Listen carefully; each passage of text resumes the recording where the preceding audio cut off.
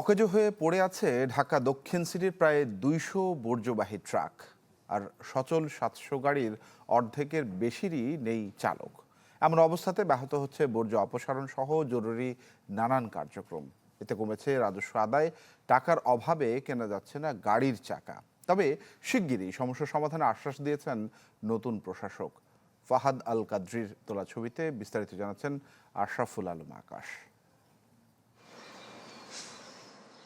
অকেজো হয়ে পড়ে আছে সারি সারি ডাম্প ট্রাক। মাসের পর মাস ধরে ফেলে রাখা হয়েছে ঢাকা দক্ষিণ সিটি কর্পোরেশনের কোটি কোটি টাকার এসব ময়লাবাহী গাড়ি, যেগুলোর বেশিরভাগই টায়ার কিংবা ব্যাটারি নষ্ট।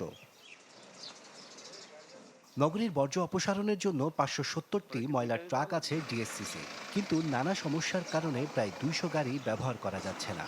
আর যেসব ট্রাকে বর্জ্য অপসারণ করা হচ্ছে সেগুলোর চাকারও বেহাল দশা।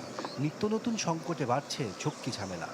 এসপিআর চাকা যেটা সেটা বাস্ট হয়ে রয়েছে, যা আমরা এখনো চাকা ৩-৪ মাস কোনো চাকা ঈদের পরে কোনো চাকাই পাই নাই। চাকা নেই, রিং ভাঙ্গা। RICL TMX, যুগের পর যুগ স্থাপনা থাকে মজবুত। এখন তোমার রিং চালিয়ে ঠিকাদার নেই, আজকে কাল বলতে খালি মাসকে মাস পার করতেছে। আর এই ময়লার উপরে উঠতে গেলে তো আপনার চাকা ওই যে পেরেক ঢোকে, টাইলস ঢোকে, এটা চাকা আপনার সারাইতে গেলে আপনার 2 থেকে 3 ঘন্টা সময় লাগে। সবচেয়ে অবাক হওয়ার মতো তথ্য, ঢাকা দক্ষিণ সিটিতে সব মিলিয়ে ৭০০ গাড়ি থাকলেও ড্রাইভার নেই ৩৯৬টির। কর্মকর্তাদের দাবি, রাজস্ব আদায় কমে যাওয়ায় বাড়ছে অর্থনৈতিক সংকট, যে কারণে অনেক কিছুই করা সম্ভব হচ্ছে না। ১২০০+ কোটি টাকা থেকে ৩২৮-এ চলে আসে। সো আলটিমেটলি আমার কালেকশন হচ্ছে ৩২০, ২৫, ৩০ কোটি টাকা। আমার স্যালারির জন্য যাচ্ছে ৩৫০ কোটি টাকা। তাহলে আমি স্যালারি দিব নাকি অন্যান্য উন্নয়নমূলক কাজগুলি করব? সো আমাদের প্রধান আয়ের উৎসটাই কিন্তু আমাদের জন্য একটা বড় ধরনের বাধা হয়ে দাঁড়িয়েছে।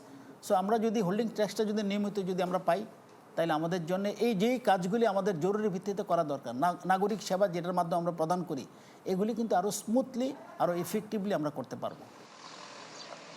তবে সদ্য দায়িত্ব নেওয়া প্রশাসক দুষলেন বিগত সময়ে দায়িত্বে থাকা কর্তা ব্যক্তিদের।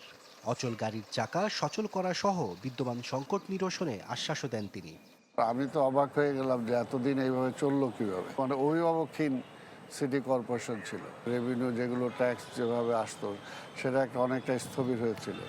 আজকে মার্কেট থেকে যে টাকাগুলো আমার আসার কথা সেগুলো দেখা গেল যে সিটি কর্পোরেশনের মার্কেট, সিটি কর্পোরেশন বেনিফিট পাচ্ছে না, অবৈধ দখলদাররা সেটা লুটে পুটে খাচ্ছে।